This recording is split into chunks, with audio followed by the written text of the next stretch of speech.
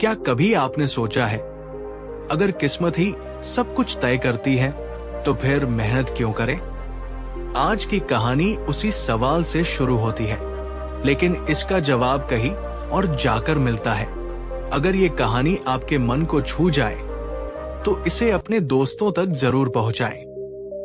और ऐसे ही प्रेरणादायक सफर के लिए चैनल को सब्सक्राइब करना मत भूलिएगा। चलिए अब शुरू करते हैं। दोस्तों, हम सभी के जीवन में एक ऐसा समय आता है जब हम खुद से पूछते हैं, क्या सब कुछ किस्मत के हाथ में है? क्या हमारा मेहनत करना व्यर्थ है? क्या हमारे कर्मों का कोई मतलब नहीं? मनीष भी उन्हीं में से एक था। एक साधारण परिवार से साधारण सपनों के साथ निकला हुआ एक युवक, जिसने जीवन से बस यही उम्मीद रखी थी कि अगर वो मेहनत करेगा तो उसे उसका फल जरूर मिलेगा। लेकिन जैसे जैसे समय बीतता गया, उसे ये यकीन भी टूटता चला गया। कॉलेज के दिनों में मनीष हर चीज में अव्वल था। पढ़ाई, खेल, दोस्ती, व्यवहार। उसके शिक्षक तक कहते थे कि ये लड़का जिंदगी में बहुत आगे जाएगा। लेकिन कॉलेज खत्म होने के बाद जैसे मानो उसकी दुनिया ही बदल गई। उसने कई नौकरियों के लिए आवेदन दिए, हर परीक्षा की तैयारी की, मगर हर बार या तो एक नंबर से रह जाता या फिर अंतिम चरण में रिजेक्ट कर दिया जाता। धीरे धीरे उसे लगने लगा कि मेहनत का कोई मतलब नहीं। उसके अंदर एक आक्रोश भरने लगा, खुद से, समाज से और उस किस्मत से जिसे लोग बार बार भगवान की लिखी हुई कहानी कहते हैं।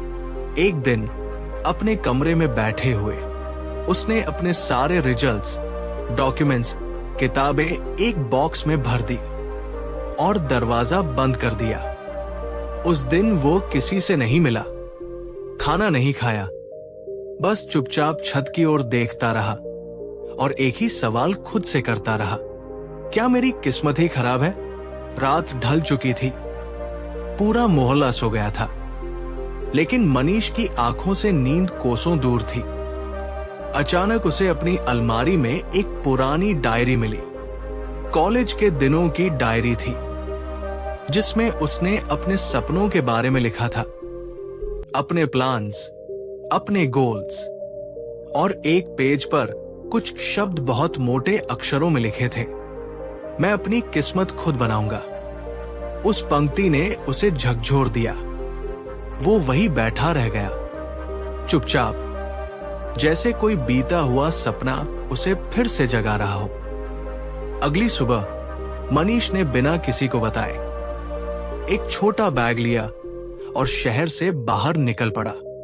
उसे नहीं पता था कि कहां जा रहा है, लेकिन उसे इतना पता था कि उसे खुद को ढूंढना है।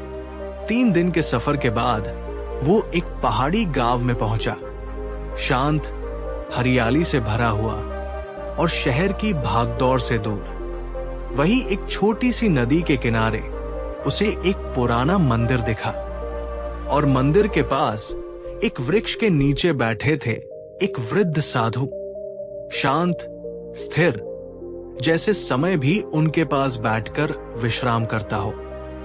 मनीष ने झिझकते हुए उनके पास जाकर प्रणाम किया और बोला, मुझे कुछ जवाब चाहिए। साधु ने आंखें खोली, मुस्कुराए और बोले, जवाब तब मिलेगा जब तू सही सवाल पूछेगा। मनीष थोड़ा चौंका, बोला, क्या हमारी किस्मत पहले से तय होती है? साधु मुस्कुराए और बोले, अगर सब तय होता तो तू यहां तक क्यों आया? मनीष कुछ नहीं कह सका, बस वही बैठ गया। उसे लगने लगा कि शायद यही वो जगह है जहां उसे अपने सारे सवालों के जवाब मिलने वाले हैं। साधु की बातों में कुछ था जो मनीष के भीतर बहुत गहराई तक उतर गया। शब्द तो साधारण थे, लेकिन उनके पीछे छिपा भाव ऐसा था जैसे किसी ने धीरे से उसकी आत्मा को छुआ हो। मनीष ने पूछा, गुरुवर, मैं समझ नहीं पा रहा कि अगर मैं मेहनत करता हूं, ईमानदारी से कोशिश करता हूं, तब भी मुझे बार बार असफलता क्यों मिलती है? क्या ये मेरी किस्मत नहीं है? साधु मुस्कुराए। उन्होंने धीरे धीरे आंखें बंद की और बोले, कभी नदी के किनारे खड़े होकर ये सोचा है कि पानी का बहाव कब रुकता है? मनीष ने सिर हिलाया। नहीं, क्योंकि नदी रुकना जानती ही नहीं, वो बस बहती रहती है। अगर रास्ता चट्टानों से भरा हो तो वो अपना रास्ता मोड़ लेती है। अगर कोई गड्ढा आ जाए तो वो उसे भर देती है। कभी कोई रोक ले तो भी धीरे धीरे रास्ता खोज ही लेती है, क्योंकि उसका काम बहना है, किस्मत नहीं। कर्म उसका धर्म है। तू अपने कर्म को किस्मत के भरोसे छोड़ रहा है, इसलिए तेरा जीवन रुक गया है। मनीष कुछ पल शांत रहा, फिर बोला, तो क्या मेरी सारी असफलता मेरी अपनी वजह से है? नहीं, साधु बोले, तेरी असफलताएं तुझे रोकने नहीं आई, वे तो तेरे भीतर की आवाज को जगाने आई है। तेरे अंदर की जिद, धैर्य और समझ को मजबूत करने आई है, लेकिन तू उन्हें ही हार मान बैठा। मनीष की आंखों में नमी थी। इतना समय बीत गया था और उसने कभी खुद से ये सवाल नहीं पूछे थे। उसे बस लगता रहा, दुनिया गलत है, किस्मत खराब है, वक्त बुरा है। पर कभी ये नहीं सोचा कि शायद खुद से बात करनी भी जरूरी है। साधु ने पूछा, क्या तू मेरे साथ कुछ दिन इस जंगल में रह सकता है? मनीष ने झट से हाँ कर दी। उसे जवाब चाहिए था, और अब वो जवाब सिर्फ शब्दों से नहीं, जीवन से पाना चाहता था। अगले कुछ दिन मनीष ने उस साधु के साथ जंगल में बिताए। वे सुबह सूरज के साथ उठते, नदी किनारे ध्यान करते, पेड़ों से पत्ते चुनकर कुटिया में भोजन बनाते, और फिर शाम को ध्यान और चर्चा। साधु ने उसे कोई किताब नहीं दी, कोई प्रवचन नहीं सुनाया, कोई चमत्कार नहीं दिखाया, बल्कि उसे सिखाया धैर्य, सरलता और आत्म जागरूकता। एक दिन साधु ने मनीष को पास बुलाया और कहा, अगर तुझे पता चले कि किसी पेड़ पर मीठे आम लगे हैं, तो क्या तू उनके नीचे बैठ जाएगा कि आम अपने आप गिरे? मनीष हंस पड़ा। नहीं गुरुवर, मैं खुद चढ़कर तोड़ूंगा। तो फिर तू अपने जीवन के फल के लिए किस्मत का इंतजार क्यों कर रहा है? इस सवाल ने मनीष को झकझोर दिया। क्योंकि शायद मुझे डर लगता है, मनीष बोला। डर की कहीं फिर हार गया तो? साधु बोले, डरना ठीक है, लेकिन डर कर रुक जाना गलत है। अगर तू चलना बंद कर देगा तो फिर मंजिल तुझे नहीं मिलेगी, मिलना बंद कर देगी। अगले दिन साधु ने मनीष से कहा, आज तू अकेले नदी पार कर। नदी का बहाव तेज था। मनीष ने डरते हुए पूछा, क्या आप साथ नहीं चलेंगे? नहीं, साधु बोले, आज तुझे अपने डर से अकेले लड़ना होगा। मनीष ने हिम्मत जुटाई और पानी में कदम रखा। हर कदम पर उसे लगता जैसे नदी उसे बहा ले जाएगी, लेकिन उसने हार नहीं मानी।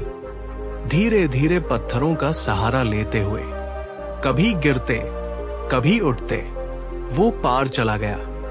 वापस आकर वो हाँफ रहा था, लेकिन आंखों में चमक थी। साधु ने कुछ नहीं कहा, बस मुस्कुरा दिए। कभी कभी एक मुस्कान एक किताब से ज्यादा सिखा जाती है। एक शाम साधु ने उसे जंगल में एक खास जगह तक चलने को कहा। रास्ता ऊबड़ खाबड़ था, कांटे थे, कीचड़ था, लेकिन मनीष चलता रहा। जैसे ही वे ऊपर पहुंचे, सामने एक विशाल घाटी थी, जिसके पार एक और पहाड़ था। साधु बोले, यहां से अगर तू चिल्लाकर कुछ बोले तो जवाब मिलेगा। मनीष ने जोर से पुकारा, मैं अपनी किस्मत खुद बनाऊंगा। कुछ ही पल बाद गूंजता हुआ जवाब आया, खुद बनाऊंगा, बनाऊंगा, बनाऊंगा।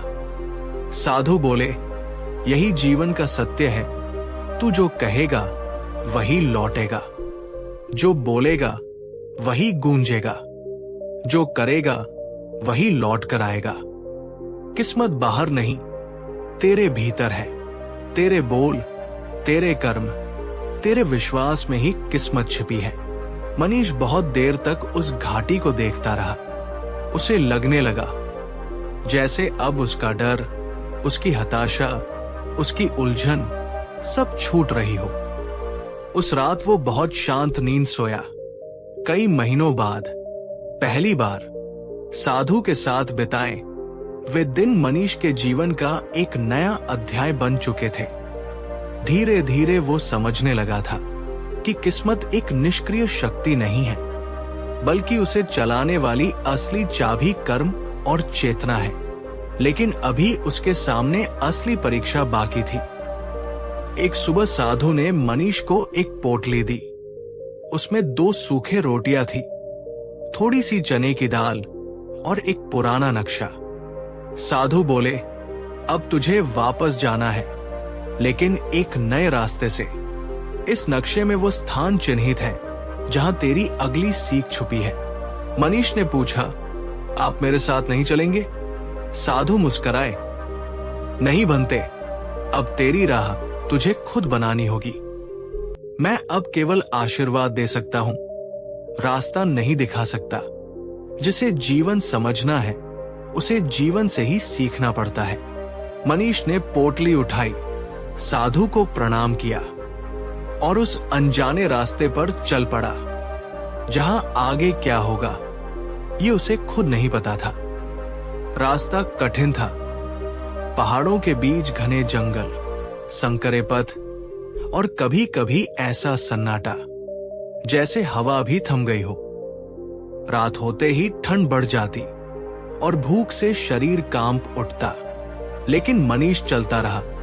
तीसरे दिन दोपहर के समय उसे दूर से किसी के रोने की आवाज सुनाई दी।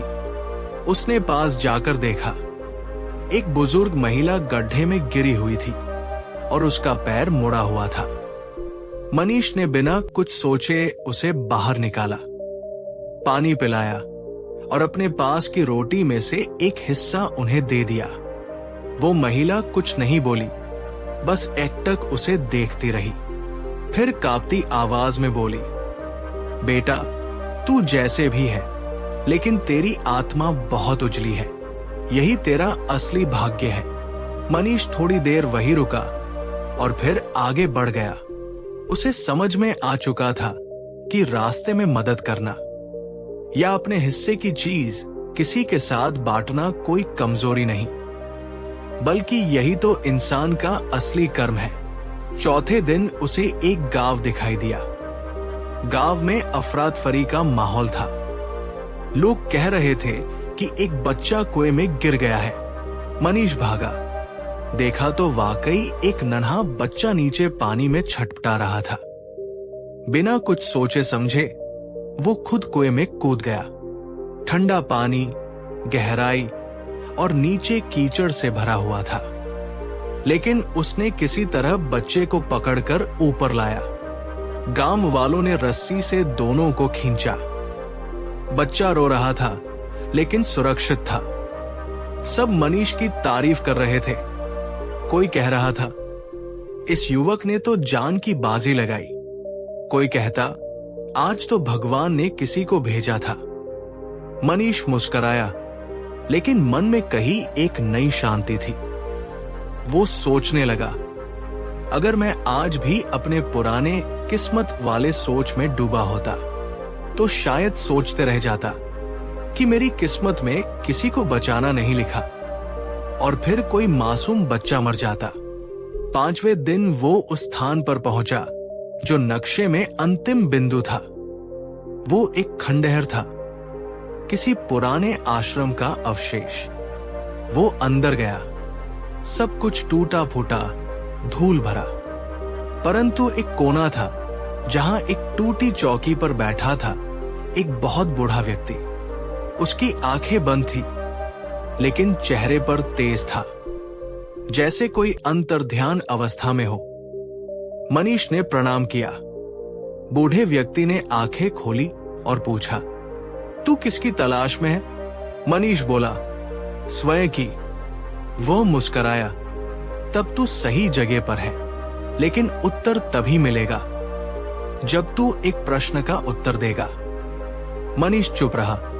यदि तेरे सामने दो राहें हों, एक जिस पर तुझे सब कुछ आसानी से मिल जाए, दूसरी जिस पर तुझे कठिनाई पर अनुभव मिले, तो तू किसे चुनेगा?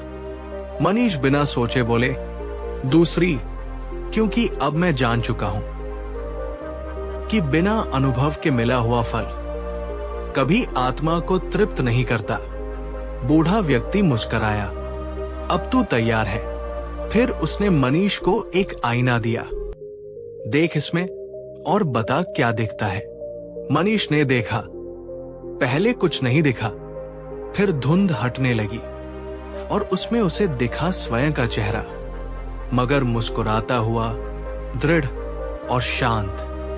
बूढ़ा व्यक्ति बोला, जिसे तू किस्मत मानता था वो दरअसल तेरा अधूरा स्वरूप था, और जिसे तू कर्म कहता है वो तेरा असली चित्त है जो तूने अब जाना है। मनीष वही बैठा रहा, आंखें बंद करके। एक पल को उसे लगा जैसे उसके भीतर कुछ खुल गया हो। एक दरवाजा जो अब तक बंद था, एक ज्ञान जो अब तक छिपा था। कई दिन बाद जब वो वापस लौटा तो कोई उसे पहचान नहीं पाया, क्योंकि अब वो सिर्फ मनीष नहीं था, वो अब एक नया इंसान था जो जान चुका था कि भाग्य सिर्फ लिखा नहीं जाता, बल्कि हर रोज कर्मों से गढ़ा जाता है। साधु के साथ बिताया हर क्षण, हर वाक्य और हर अनुभव अब मनीष के भीतर जीवित शिक्षा बन चुका था। वो अब समझ गया था, किस्मत कोई स्थिर दस्तावेज नहीं, बल्कि रोज लिखा जाने वाला एक पृष्ठ है। कलम हमारे कर्मों की होती है। अब वक्त था वापसी का, लेकिन इस बार उसके लौटने की दिशा बाहर से नहीं, भीतर से बदली हुई थी। गांव की वही गलियां, वही चाय की दुकान, वही पड़ोस की खिड़की से झांकती बुजुर्ग अम्मा, सब वैसा ही था। लेकिन मनीष अब वैसा नहीं था। पहले जहां वो नजरें झुकाकर चलता था, अब उसकी चाल में शांति और आंखों में ठहराव था। पहले जहां वो लोगों से दूर दूर रहता था, अब हर किसी से मुस्कुराकर बात करता था। पहले जहां उसे लगता था कि ये दुनिया उसे कुछ नहीं देती, अब वो खुद दुनिया को देने को तैयार था। कुछ ही दिनों में उसने अपने मोहल्ले के बच्चों को पढ़ाना शुरू किया। कई बच्चे ऐसे थे जिनके माता पिता उन्हें स्कूल नहीं भेज सकते थे। मनीष ने अपने पुराने नोट्स निकाले, पुरानी किताबें उठाई, चाय की दुकान के पीछे एक छोटा सा स्टोर रूम साफ किया और वही एक टाट बिछाकर ज्ञान कुटी शुरू की। बच्चे पहले हिचकिचाते थे, लेकिन धीरे धीरे वो सब आने लगे। उनकी हंसी, उनके सवाल, उनका जिज्ञासु मन मनीष के भीतर की आग को और भी शांत लेकिन उज्जवल बनाता जा रहा था। एक दिन एक पिता आया और बोला, बाबूजी, आप क्या मुफ्त में पढ़ा रहे हैं? मनीष मुस्कुराया, नहीं चाचा, मैं खुद को पढ़ा रहा हूं और बच्चे मेरे शिक्षक हैं। वो व्यक्ति कुछ पल चुप रहा, फिर सिर झुकाकर चला गया। धीरे धीरे गांव के बुजुर्ग, युवा और बच्चे मनीष के इस बदलाव को महसूस करने लगे। अब लोग उसे वो लड़का जिसकी किस्मत खराब थी नहीं कहते, बल्कि वो जो अब औरों की किस्मत बना रहा है, इस रूप में पहचानने लगे। एक दिन मनीष की मां ने पूछा, बेटा, अब तू नौकरी नहीं करेगा? मनीष बोला, मां, अब मैं नौकरी के पीछे नहीं भागता। मैं काम करता हूं जो दिल को तृप्त करे। अगर पैसे आए तो ठीक, अगर न आए तो मैं फिर भी अमीर हूं, अनुभव से, आत्मा से। इसी बीच एक शाम जब वो बच्चों को ध्यान सिखा रहा था, तो एक छोटा बच्चा बोला, भैया, ध्यान से क्या होता है? मनीष ने उसकी ओर देखा और कहा, ध्यान से तू अपने मन के शोर को सुन पाता है, और जब तू सुन पाएगा तो समझ पाएगा कि तेरे असली सवाल क्या है, और जब सवाल साफ होंगे तो जवाब खुद सामने आ जाएंगे। बच्चे मुस्कुराने लगे, लेकिन कुछ सोचने भी लगे। कई बच्चों ने उस दिन पहली बार खुद से बात की। कुछ हफ्तों बाद मनीष को एक स्कूल से निमंत्रण आया। हमने आपकी बातें सुनी हैं। आप हमारे छात्रों को एक प्रेरणात्मक व्याख्यान दे। वो गया, मंच पर खड़ा हुआ। सामने 500 से ज्यादा छात्र, शिक्षक और कुछ अभिभावक। मनीष ने माइक पकड़ा, कुछ पल आंखें बंद की और फिर बोला, मैं कोई बड़ा आदमी नहीं। मैंने सिर्फ अपने आप से एक वादा निभाया है कि अब मैं खुद को दोष नहीं दूंगा, किस्मत को कोसूंगा नहीं, और हर दिन अपने कर्म को पूजा समझकर करूंगा। पूरा हॉल शांत था। फिर जैसे तालियों की एक लहर सी उठी। लोगों ने सिर्फ भाषण नहीं सुना था, उन्होंने सत्य को अनुभव किया था। एक दिन वही साधु शहर आए। बिल्कुल अनजान ढंग से मनीष की कुटिया में जाकर चुपचाप बैठ गए। मनीष बाहर आया और देखते ही नतमस्तक हो गया। साधु मुस्कुराए, बोले, भंते, तू अब तैयार है? मनीष ने पूछा, किस बात के लिए गुरुवर? अब तुझे जीवन को आगे बढ़ाना है। अब तू केवल जीवन जी नहीं रहा, तू दूसरों को जीवन दे रहा है। यही असली तप है, यही सच्चा योग है। मनीष आज भी वही सादा कपड़े पहनता है, वही साधारण खाना खाता है, वही पुराना झोला लिए घूमता है, लेकिन अब वो साधारण नहीं रहा। उसने समझ लिया है, हमारी किस्मत हर सुबह हमसे पूछती है, आज तुम मुझे कैसे बनाओगे?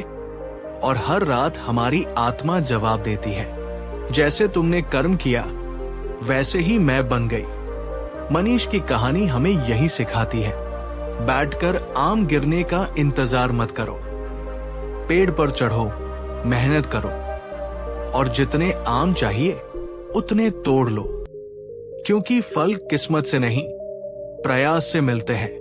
अगर आपको मनीष की ये कहानी प्रेरणादायक लगी हो तो इसे अपने उन दोस्तों के साथ जरूर साझा करें जो आज खुद से हार मान चुके हैं, किस्मत को दोष दे रहे हैं या जीवन की धुंध में रास्ता नहीं देख पा रहे।